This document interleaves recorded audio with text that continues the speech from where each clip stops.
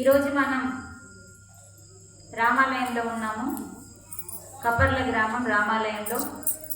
కాబట్టి మనం ఫస్ట్ రాముని గురించి కాస్త తెలుసుకొని తర్వాత మనం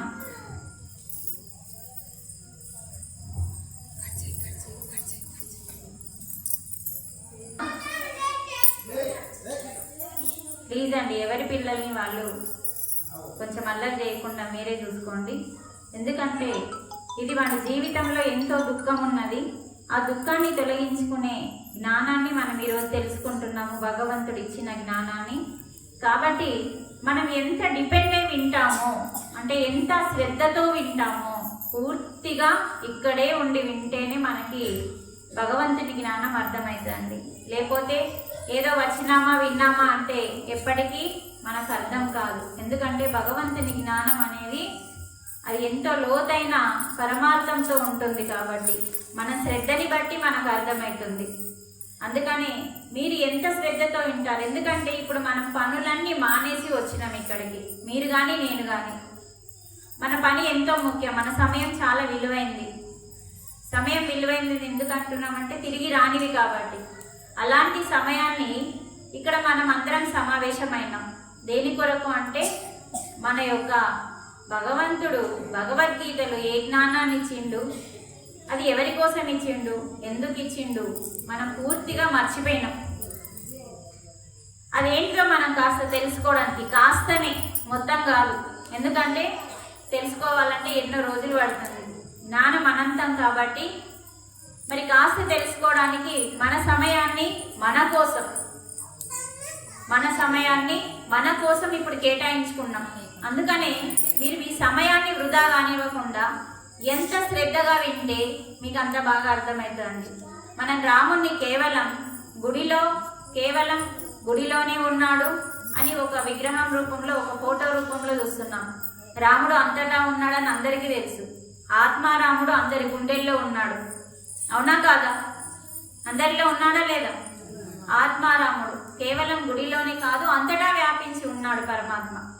అందుకనే భగవంతుణ్ణి అన్ని చోట్ల చూడగలిగే స్థితి మనకు రావాలి అని గీతలో చెప్పిండు భగవానుడు. రాముడైనా కృష్ణుడైనా ఎవరైనా ఒక్కటే కదా. ఒక్కొక్క అవతారం ఒక్కొక్క అవసరాన్ని బట్టి అవతారాలు ఎత్తిండు. మరి ఈరోజు మనకి ఒకరోజు శ్రీరాముని కౌశల్య చూడండి, మాతకి ఎంత ఇంపార్టెంట్ ఉందో మాతలందరూ తెలుసుకోవాలి.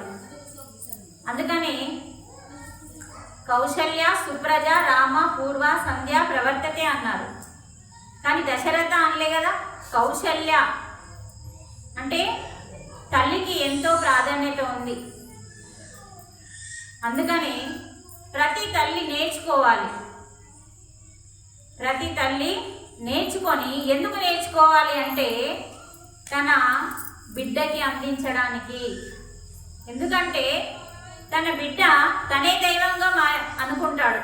ఎవరు తెలియదు చిన్నప్పుడు పిల్లలకి, చిన్న పసిపిల్లలకి తల్లే దైవం అనుకుంటాడు. అంటే తల్లే దైవం అని భగవానుడే చెప్పిండు మనకి. తల్లిని తప్ప వేరే వాళ్ళని నమ్మడు ఆ పసిగుడ్డు. అందుకనే తల్లి ఫస్ట్ నేర్చుకోమని మన సుప్రభాతంలో కూడా కౌశల్యాన్ని ఫస్టే పెట్టిండు. కౌశల్య సుప్రజ రామ పూర్వ సంధ్య ప్రవర్తత. అంటే ఆలోచించండి, ప్రతిదానికి తల్లికే చాలా ప్రాధాన్యత ఉంది అంటే ఒక స్త్రీకి. అందుకని మనం ఎలా ఉండాలో మన భారతదేశం నేర్పించింది. ఎలా ఉండాలి, ఎలా మాట్లాడాలి, ఏం చేయాలి, ఏం చేయకూడదో మొత్తం మనకి భగవద్గీతలో ఉందండి. అందుకని మనకి ఏమి ఉంటే ఈ జ్ఞానం అబ్బది అని శ్రీరాముడు చెప్పిండు. అంటే శ్రీరాముడు అయోధ్యకి రావణాసురుని హంతం చేసిన తర్వాత, ఉన్నారా అందరు ఇక్కడే? మీరందరు ఇక్కడే ఉన్నారా? నాకైతే అనిపించట్లేదు. మీ వినేదాన్ని బట్టి నేను చెప్పగలుగుతాను. ఎవరు వింటున్నారు, ఎవరు వినలేకపోతున్నారో నేను చెప్పగలుగుతాను. వినేవాళ్ళే ఇక్కడ ఉన్నట్టు. శరీరం కాదు ఉండాల్సింది. ఏముండాలి? మన ధ్యాస, మన మనస్సు ఇక్కడ ఉండాలి. అప్పుడే మీకు అర్థమవుతుంది. అందుకని అమ్మ ఇది పదే పదే ఎందుకు చెప్తున్నానంటే మన విలువైన సమయాన్ని మన కోసం, ఇది మన కుటుంబం కోసం కాదు, కేవలం ఫస్ట్ మన కోసం, మన ఎదుగుదల కోసం, మన దుఃఖాన్ని పోగొట్టుకోవడం కోసం, మన రోగాల్ని పోగొట్టుకోవడం కోసం ఈ సమయాన్ని మన కోసం కేటాయించుకున్నప్పుడు మనం ఎంత శ్రద్ధతో వినాలి అన్నది మళ్ళీ మళ్ళీ ఎందుకు గుర్తు చేస్తున్నానో తెలుసుకోండి. అయోధ్యకి తిరిగి వచ్చిన రాముణ్ణి తల్లి అడిగిందంట, శ్రీరామ నువ్వు రావణాసురుణ్ణి చంపావా అని అడిగిందంట డౌట్తోని. అడిగినప్పుడు శ్రీరాముడు చెప్తాడు, అమ్మా నా బలము చంపలేదు, నా దగ్గర ఉన్న బలము కాదు చంపింది. రావణాసురుడు గొప్ప పండితుడు, బ్రాహ్మణుడు, గొప్ప పండితుడు, అలాంటి శివుని భక్తుడు, శివునికి ఎంతో మెచ్చిన భక్తుడు, అలాంటి ఒక భక్తుడు, ఒక పండితుడై ఉండి కూడా ఒక చిన్న లోపం వల్ల చనిపోయిండు అన్నాడు. అదే అహంకారం వల్ల, రాముని బలం వల్ల కాదు చనిపోయింది, అతని అహంకారం వల్ల చనిపోయిండు అని చెప్పిండు తల్లికి. అంటే ఎంత గొప్ప పండితుడైనా సరే, ఏమొచ్చినా సరే, ఎంత గొప్పవాడైనా సరే తప్పకుండా అహంకారం ఉంటే నాశనం అవుతాడని చెప్పడానికే మరి శ్రీరాముడు చెప్పిండు తల్లితోని. అందుకనే శ్రీరాముడు పుట్టకన్నా ముందు రామనామం ముందొచ్చింది. ఇది చాలా మందికి తెలుసు. రామనామము రాముని అవతారం కంటే ముందే ఉంది. రామ రామ అనే పదానికి చాలా జీవం ఉంటుంది, అంటే ప్రాణం ఉంటుంది. అందుకే ఆ నామం అంత గొప్పదిగా మారింది. రామ అనే పదము రామ, రా అంటే నారాయణ నుంచి తీసుకున్న అక్షరం ఒకటి రా, నారాయణ. నారాయణ అంటే ఏంటిది? ఇందాక మనం గుడికి వెళ్ళినాం, గుడిలో మనం ఏం చేసినాం? మన చుట్టూ మనం తిరిగినామా? ఏమంటాం దాన్ని? ఆత్మ ప్రదక్షిణ అంటాం. మన చుట్టూ మనమే తిరిగినాం కదా. మనం గుడి చుట్టూ తిరిగితే గుడి చుట్టూ తిరిగామంటాం, కానీ మనం అక్కడ నిలబడ్డ చోటే మన చుట్టూ మనం తిరిగినాం. దానినే ఆత్మ ప్రదక్షిణ అంటాం. అంటే మన చుట్టూ మనం తిరగడం అంటే మనం ఎవరమన్నట్టు? ఆత్మస్వరూపులం మనం. అందుకే గీత ఏం చెప్తుందంటే, నీవెవరో కానిది ఎవరో విపులముగా చెప్పితివమ్మా, దుఃఖ సాగరం కాదని ఆత్మస్వరూపం నీవని. భగవద్గీత మనకేం చెప్తుందంటే, నీవెవరని, నువ్వు కానిది ఎవరు, నీవెవరు, నువ్వు కానిది ఎవరు, దుఃఖ సాగరం కాదు. ఎప్పుడు ఏడుస్తున్నాం కదా మనం, అది నువ్వు కాదు. నువ్వెవరు? నువ్వు ఆత్మస్వరూపము అంటుంది. అందుకనే మనం అక్కడ ఆత్మ ప్రదర్శన చేసినాం చూడండి. ఆత్మ ప్రదర్శన అంటే మనతో మనం ఉండడం, మన ఆత్మతో మనం ఉంటే శ్రీరామునితో ఉన్నట్టు. అందుకే ఆత్మ రాముడు. నారాయణ అంటే ఆత్మ పదార్థం. నారాయణ అంటే ప్రతి జీవిని పోషించేవాడు అని అర్థం. నారాయణ అంటే ఏంటిది? ప్రతి జీవిని పోషించేవాడు. పుట్టించిండు బ్రహ్మ. బ్రహ్మ పని ఏంది? పుట్టించడం వరకే, కానీ పోషించే బాధ్యత అయినది కాదు. మిగతాది నారాయణ పని ఏంది? మనల్ని పోషించే బాధ్యత, నడిపించేవాడు. అందుకనే నారాయణ అంటే ఏంటిది? ప్రతి జీవిని పోషించేవాడు. మరి అందులో నుంచి నారాయణ అంటే అదే అర్థం. అందులో నుంచి రా తీస్తే ఏమైంది? ఏమైంది? నారాయణలకి వెళ్ళి రా తీసేయండి. అంటే పోషించని వాడు అని అర్థం. చూడండి, రాకి జీవం ఉంది. జీవం అంటే ప్రాణం.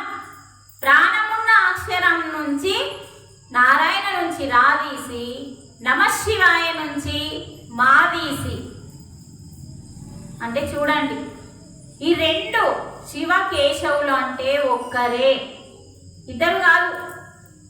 అందుకనే శివ కేశవులు ఒక్కరే కాబట్టి అందులో నుంచి మా, ఇందులో నుంచి రా తీసి రామ అనే జీవము ప్రాణమున్న మంత్రము కాబట్టి ఆ రామ నామానికి అపూర్వమైన శక్తి ఉంది. కాబట్టి మరి ఆ రామ నామంకి అంత శక్తి ఉంటే మనం ధ్యానంలో కూర్చున్నప్పుడు ఆత్మారాముని దగ్గరికి వెళ్తే, మనలోని ఆత్మారాముని దగ్గరికి వెళ్తే ఇంకెంత శక్తి ఉంటుందో ఆలోచించండి. అందుకనే మనకి రామ అనే పదము అలా మనకి ఒక యోగి కూడా తపస్సు చేసి రామ అనే పదాన్ని తపస్సు చేసి చేసి ఒక దొంగ, ఒక వాల్మీకిగా, ఒక యోగీశ్వరుడిగా తయారయ్యి రామాయణం జరగకన్నా ముందే ఏం జరగబోతుందో చూసి రామాయణాన్ని రచించిన మహానుభావుడే వాల్మీకి. అందుకని సంపూర్ణ రామాయణం. మన ఇంట్లో ఇట్లాంటివి ఉండయి. ఎవరన్నా ఇంట్లో ఉంటే చాలా దండాలు వాళ్ళకి. మన ఇంట్లో సంపూర్ణ రామాయణం ఉండాలి, భగవద్గీత ఉండాలి, అలాగే భాగవతం ఉండాలి, తర్వాత మహాభారతం. చూడండి, ఒక అమ్మాయి కానీ ఒక అబ్బాయి కానీ డాక్టర్ చదవాలంటే దాన్ని ఎంబీబీఎస్ అంటాం, అవునా? ఎంబీబీఎస్ ఒక అమ్మాయి కానీ ఒక అబ్బాయి కానీ కావాలి అంటే కొన్ని వేల పుస్తకాలు చదవాలి, వందల పుస్తకాలు, ఎన్నో పుస్తకాలు చదవాలి. అయిన వాళ్ళని అడగండి, ఎన్నో పుస్తకాలు చదివి చదివి చదివి అప్పుడు అవుతారు వాళ్ళు. కానీ అది బాహ్యానికి సంబంధించింది, డబ్బు సంపాదించేది మాత్రమే. ఎక్కడ రోగాలు పోతున్నాయి? డాక్టర్ దగ్గరికి వెళ్తే రోగం పోతుందా? పెరుగుతున్నాయా? పోతున్నాయి. కానీ మన దగ్గర ఒక ఎంబీబీఎస్ ఉంది, అవి 4 గ్రంథాలు. ఎం అంటే మహాభారతం, MBBS, బి అంటే భాగవతం, బి అంటే భగవద్గీత, ఎస్ అంటే సంపూర్ణ రామాయణం. చూడండి, ఇది ఒరిజినల్ ఎంబీబీఎస్, చాలా గొప్ప ఎంబీబీఎస్ ఇది. ఏ రోజైతే ప్రతి ఇంటిలో ఈ 4 గ్రంథాలు ఉంటాయో ప్రతి ఒక్కరు ఎంబీబీఎస్ చదవాలి అని చెప్పి పురాణ పురుషులు, యోగీశ్వరులు మనిషికి ఏ దుఃఖం ఉండకూడదు, ఎందుకంటే మానవుడే మాధవుడు కాబట్టి అన్నారు కదా, మానవుడే మాధవుడు అవ్వడానికి వచ్చిండు. అందుకనే మానవుని సేవే మాధవ సేవ అన్నారు. మానవునికి సేవ చేస్తే మాధవునికి సేవ చేసినట్టని ఎందుకు అన్నారండి? మానవ సేవే మాధవ సేవ అన్నారు కదా, మానవునిలోనే మాధవుడు ఉన్నాడు కాబట్టి. అందుకనే అహమాత్మా గుడాకేశ సర్వభూతాశయ స్థిత అన్నాడు. నేను ఎక్కడున్నాను అంటున్నాడు భగవానుడు. భగవద్గీత అసలు ఎవరు చెప్పారు? చాలా మందికి తెలియదు, తెలిస్తే పర్వాలేదు. కానీ చాలా మంది తల్లులకు తెలియదు, చాలా మంది తండ్రులకు తెలియదు, యూత్కు కూడా తెలియదు. అసలు భగవద్గీత ఎందుకు వచ్చింది, ఎవరు చెప్పారు, ఎవరు రాశారు, ఎవరు రాపించారు, ఇన్ని ఉన్నాయండి. ఈరోజు మనము హిందువులము అని చెప్పుకోలేకపోతున్నాం. ఎందుకంటే భగవద్గీత ఎవరింట్లో లేదు, ఉన్నా అది మూలకుంటుంది, కేవలం మొక్కడానికి సరిపోతుంది. పసుపు కుంకుమేసి మొక్కుతున్నాము తప్ప అది అందుకోసమే వచ్చింది భూమి మీదకి అంటే మనిషి దుఃఖాన్ని పోగొట్టడానికి వచ్చిన ఏకైక మానవ గ్రంథం భగవద్గీత. మనిషి దుఃఖాన్ని పోగొట్టేది. అహమాత్మ అంటున్నాడు భగవానుడు, నేను ఆత్మని అంటున్నాడు 10వ అధ్యాయంలో. నేను ఆత్మని. గుడాకేశ, నిద్రని జయించిన ఓ అర్జున, నేను ఆత్మని. సర్వభూతాశయస్థిత అంటున్నాడు, అంటే సర్వము, ఈ భూమి మీద ఎన్ని జీవులు ఉన్నాయి జీవులలో ఉన్న నేనే స్థితమై శయస్థిత అంటున్నాడు. ఇక్కడే భగవద్గీత ఉంది మన దగ్గర. చక్కగా మీరు ఆ అధ్యాయం చదివి తీసి చదవచ్చు. ఏం చెప్తున్నాడంటే నేనే ఆత్మని, మీలో ఉన్న ఆత్మని, ప్రతి జీవిలో ఉన్న ఆత్మని నేనే మీలో స్థితమై ఉన్నాను అంటున్నాడు. భగవానుడు మీలో ఉన్నానని స్వయంగా గీతలోనే చెప్తున్నాడండి. కానీ పూర్తిగా మనం ఎలా